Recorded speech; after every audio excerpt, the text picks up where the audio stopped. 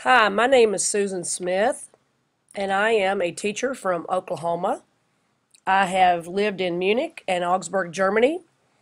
I, I have originally come from Virginia, but I've spent the last 30 years in Oklahoma, and now I am in Alaska.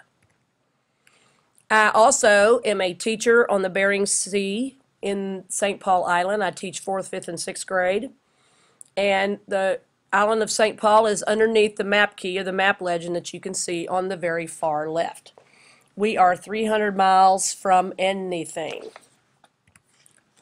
St. Paul is home of the fur seal. We have the world's largest fur seal population, hundreds of thousands of them. So, as you can imagine, because of these, I cannot have these on St. Paul Island. Dogs are definitely not allowed. Many cats are allowed, but dogs are not. Fire is my dog on the left, the redhead, and Failer is the dog on the right. Failer came from the shelter, and Fire came from a retired dog system at Matt Failer's kennel in Willow.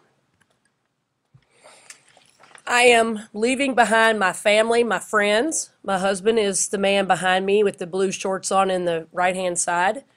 This was my little retirement party from Oklahoma. And as you can see, I am a very energetic person if I'm coming all the way from Oklahoma. I am taking this class because I need 6 hours for Alaska teacher certification. I visited 4 native villages for vacation Bible school, and now I live in an Aleut community, so I thought it might be a good idea that I learn about it. Who am I? I am a traveler. This is in Point Hope. I am a teacher of arts and sciences. I taught my 8th graders last year how to paint science concepts. I am a nature photographer, as I love to take pictures of nature, whether it be water, plants, or animals. I am an artifact collector. I used these in my science class last year, and these are seal bones and ribs and different types of things that Noah gave me an educator's collection certificate for. I'm a cheering sports fan from the University of Virginia, and especially for dog mushers. With Lance Mackey, Jeff King, and Matt Failer, I've got my hands full following all the races that they run. So you might say I'm obsessed with sled dog racing, whether it's the Yukon Quest or the Iditarod Trail. I spend half of my second semester teaching about these races. It all started in Anchorage, and it has now wound up in St. Paul. When looking at Several Ways by James Clifford was read, I noticed that there were several ongoing problems which you would think would no longer be an issue. The theft and removal of bones and travel objects on village properties. There are very little native input on a lot of the projects that had been done previously, and more native perspective was needed.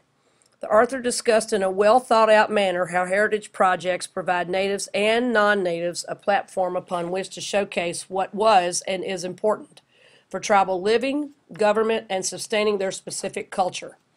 When natives are encouraged to have conversations or presentations, oral or on display, everyone is able to have a positive education. Traditional skills needed for survival, such as architecture, textiles and fabrics, food preparation, teaching, history, music, art, hunting, and everything that goes under the auspices of living in the bush especially. I think that many of these natives that have been approached to help with the projects have shown that their identity needs to be shared and compared. While the past has been instrumental in shaping the future, traditions must be retained by natives if they are to remain connected to their ancestors and what truly makes them who they are, a rich culture of hardworking people whose lifestyles have much to be admired and respected.